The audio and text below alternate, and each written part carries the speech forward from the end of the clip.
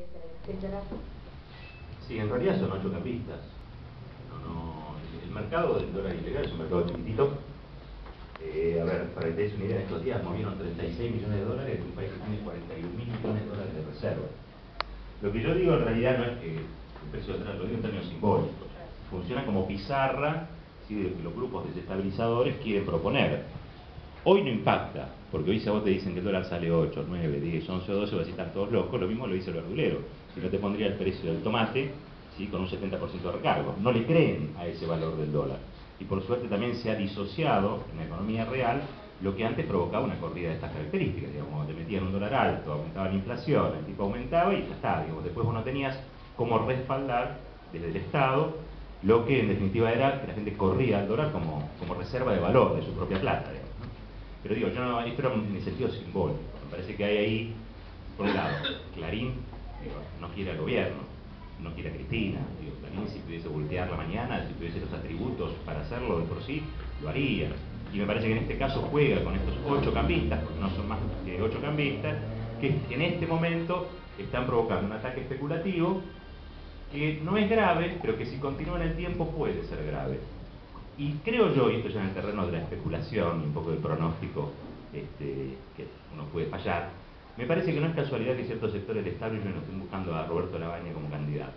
Me parece que lo que están planteando es un escenario de incertidumbre económica para poder, de todos los que han ido buscando como referentes políticos potables para el antikirchnerismo, que Labaña mueva el amperímetro un poquito. Va a ser difícil, por algo le decían el pálido, digo, yo no lo veo con mucha carisma, pero me parece que el objetivo es eso, generar un escenario de incertidumbre económica, de catástrofe inminente en términos económicos también, y a partir de eso que venga algún tipo de salvador que podría ser Labaña.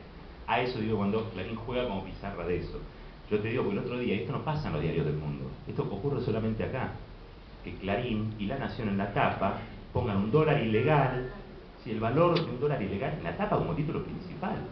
Esto sí que se aprendió como dulce de leche, como el Papa Francisco. Esto solo pasa en la serie. Pero no sé si te contesté con eso. Gracias. A vos. Pásense el micrófono, no sé quién quiere hablar. De a uno, por favor. Yo hago un pensamiento en voz alta. Por a veces lo tenemos, no nos sentimos, a lo mejor lo pensamos todas las cosas y las tenemos claras y seguimos los medios y por ahí no tenemos, no importa, no tenemos la capacidad o creemos que no podemos expresar lo que realmente pensamos. Entonces quiero hacer un pensamiento en voz alta porque yo soy católica, pero no voy nunca a la iglesia, ni siquiera, ahora me acordé que era Domingo de Ramos porque vi que repartían el olivo. Pero veo que casi todos los que salieron a atacar al gobierno porque algunos compañeros se habían opuesto al Papa, eran los que más iban a la iglesia a rezar.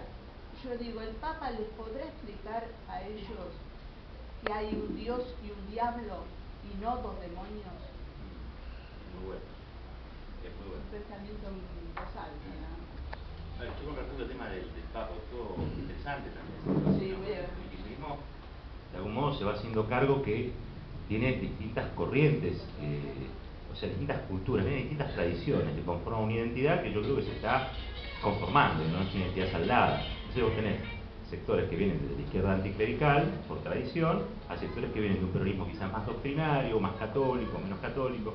Toda esa amplísima franja, toda esa variedad, toda esa diversidad, lo que hace que el kirchnerismo sea mayoría política, ¿no? Digo, el día que se cierre sobre alguno de esos aspectos, toda su potencialidad va a estar puesta en duda o en jaque, ¿no? Me parece que es lo que quieren. Me parece que el establishment, el poder conservador en Argentina lo quiere, bueno, defínanse como montonero, de izquierda, terrible, ¿no? Digo, es lo que todo el tiempo proponen. Y del otro lado tenemos gente de todo tipo, entonces no necesariamente somos ni eso ni lo otro. Ahora sí les cuento una anécdota, ya que sé que hay alguna gente peronista acá, con respecto a la iglesia. El año pasado yo bauticé a mis 2 nenes más chiquititos, ¿no? Y no encontraba dónde bautizarlos, porque uno de los padrinos que quería poner era judío. Y los curas no me lo querían bautizar, me decían, no, padre, tiene que ser católico, judíos no bautizamos. Y encima dice, vos te divorciaron, ni loco, tomátela.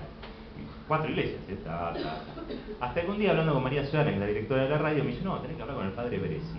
El padre Bresi, Domingo Bresi, es un tipo macanudo, brillante, agarró el teléfono y dice, sí, venite, yo te lo bautizo. ¿Cuándo querés bautizarme? Y yo, sí, por mí este domingo, dale, venite este domingo. Yo te lo bautizo. Entro vamos con los nenes ese domingo, y la iglesia se llama San Juan el Precursor, que queda acá, enfrente de Villa Martelli, digamos, del lado capital. Era la del padre Lombardero. ¿No? Esto para ubicarlo en términos de 9 diarios, de viejo 9 diarios. Pero la verdad es que esa iglesia anteriormente había sido la iglesia del padre Hernán Benítez, que era el confesor de Evita. Entonces uno entra a la sacristía y hay un póster así gigante de Perón y Evita, que estaban inaugurando la iglesia junto con el padre Benítez. Entonces Bresci me decía, mirá qué bárbara esta foto, sí, padre, la verdad. Me dice, vení que te voy a mostrar una cosa. Y me lleva al altar. No era para casarme, digo, me lleva al altar. Y me dice, este es Jesús, sí, ya sepa. Este es José, esta es María. Y esta mina de rodete, ¿quién es? Me dice el cura. Yo la miro, es Evita, sí, es el único altar de toda la Argentina que tiene Evita.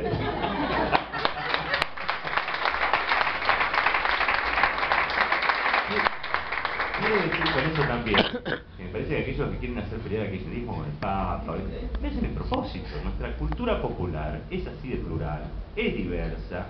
Creo que todos estos años también aprendimos a convivir con nuestras diferencias, y está bárbaro, porque ahora somos más así.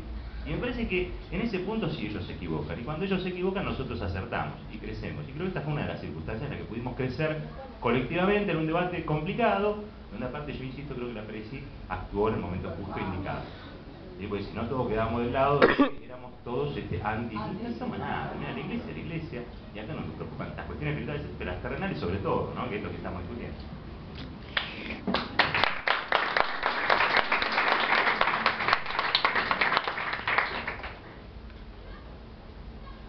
Bueno, ¿alguien más quiere hacer alguna aporte? Adelante, compañera. ¿Necesita el micrófono? Buenas tardes. Esperemos que no. Yo quería decir de lo siguiente. Desde que los Kirchner estuvieron al frente del gobierno, la mayor satisfacción que hemos tenido los argentinos ha sido la creación de la fuente de trabajo. Y otra cosa que le he reconocido mucho a la presidenta Cristina es que ha empezado a hacer justicia en la historia argentina, con el reconocimiento del abuelo obligado.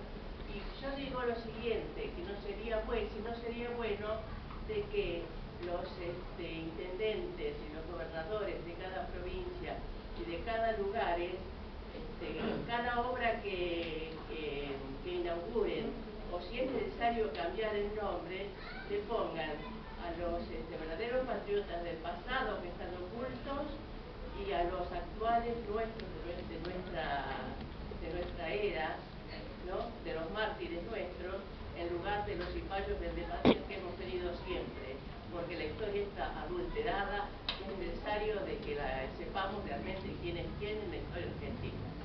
Ese es mi cuestionario.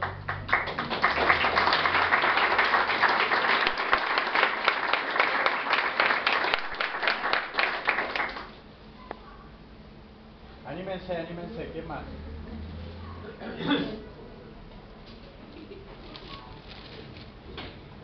Yo quería que me conteste. ¡Qué divina!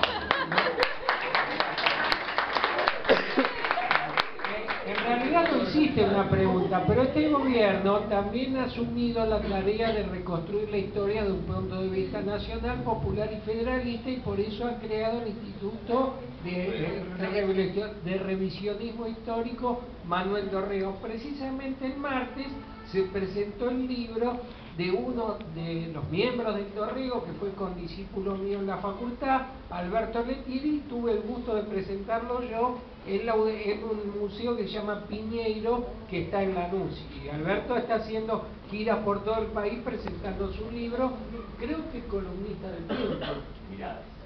Entonces me estoy confundiendo de medio.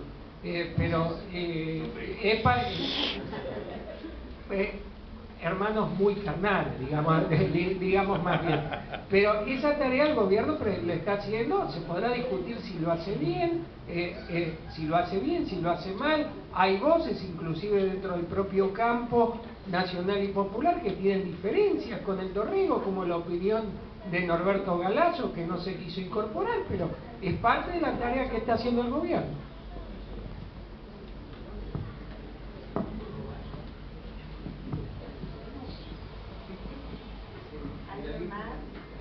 ¿Alguien más? Vamos, vamos. Bueno, mientras alguien quiere hablar, yo quiero retomar un punto al que exhortó Roberto Caballero, que es seguir militando para crear las condiciones para aquel 7 de diciembre que no fue. Y respecto a ese punto, y por la palabra cipayo, y por distintas cosas que van surgiendo de acá, bueno, a mí me viene en mente la democratización del Poder Judicial, que es una de las consignas con las que vamos a marchar mañana, repudiando al golpe de Estado.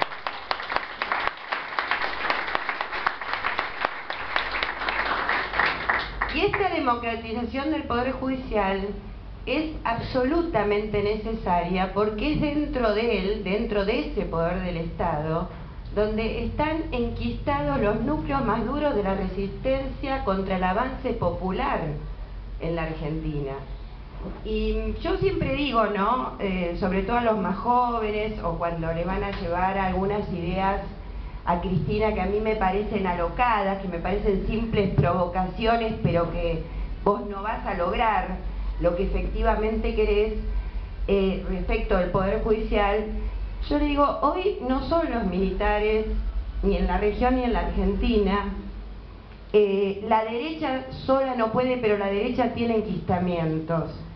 Y el Poder Judicial, amalgamado con la burocracia sindical argentina, puede ser un enemigo importante del poder popular.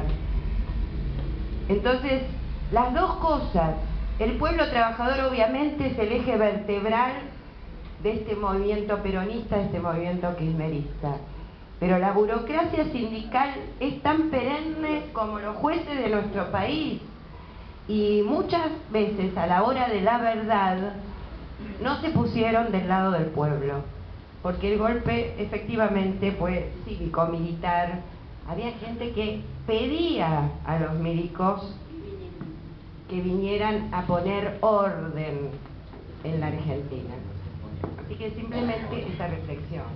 Después quieren, y otra cosa que de paso les cuento, una anécdota, como ya me voy poniendo vieja, bueno, yo nací en 1956 para contextuar la época, y mi viejo muy peronista, mis abuelos, la rama paterna, pero por la rama materna, de izquierda,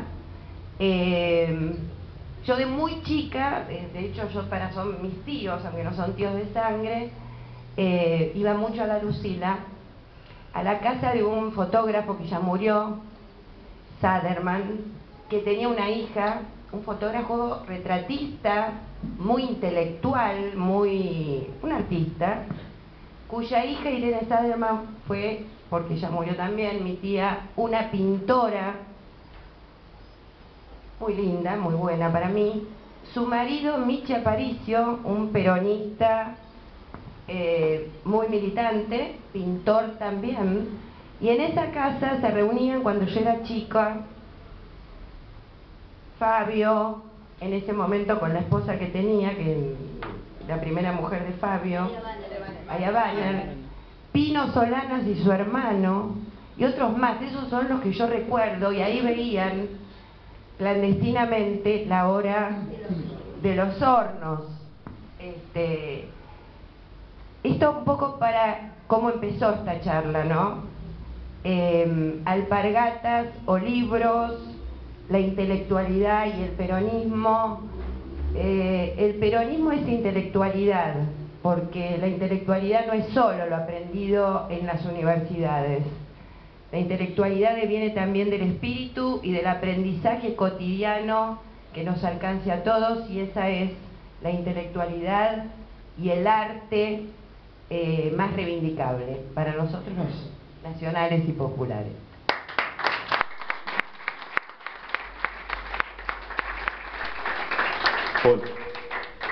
Para Roberto, es un comentario y también una pregunta para a ver si me puede responder. En los últimos años el proceso del kirchnerismo inauguró varias universidades en el conurbano. Creo que ese es un punto muy importante que se anota en materia de educación. Pero en la zona donde nosotros militamos y vivimos y transitamos, que es el conurbano norte, Puntualmente, una de las cosas que me frustra es ver estudiantes universitarios que ya tienen varios años respondiéndome con la tapa de Clarín o la tapa de Nación como argumento. Y eso me frustra, porque veo que hay un espacio muy importante de estudiantes, de gente joven, de toda esta rama, de toda esta región, que se niega a generar conocimiento en la universidad. Entonces, las universidades nuevas, seguramente de acá a 5 o 10 años, van a empezar a generar un nuevo conocimiento, que es para lo que están las universidades. Me da la sensación que las universidades del sector privado y muchos estudiantes que pasan por la universidad, no generan en los debates conocimiento ni recursos de argumentos que tengan que ver, que se salgan de la lógica de lo que le generan la tapa o el título de un diario de la Nación. Tenés toda la razón. Las universidades en general, en Argentina, las públicas y las privadas, y esta es una opinión muy personal, replican el statu quo. Hay algunos que no, digamos, no puedo decir que todos sean iguales, todos los profesores o lo que sea, pero me parece que en general replican ese statu quo. Te cuento una anécdota. Mi señora concursó este año para dar clases en la Universidad de La Plata. Y va Cintia todavía no, la defensora. Y la verdad es que ella va a armar una cátedra que es sobre pensamiento nacional y medios de comunicación. Y por ejemplo va a traer a Hernández Arregui, literatura, Hernández Arregui va a incorporar a la universidad, por supuesto de Arturo Jauretche. No hay nada de eso en la universidad. No se discute en la universidad. Sabemos si los últimos filósofos o sociólogos europeos, eso sí, digo, está la tradición liberal del conocimiento muy arraigada, pero el pensamiento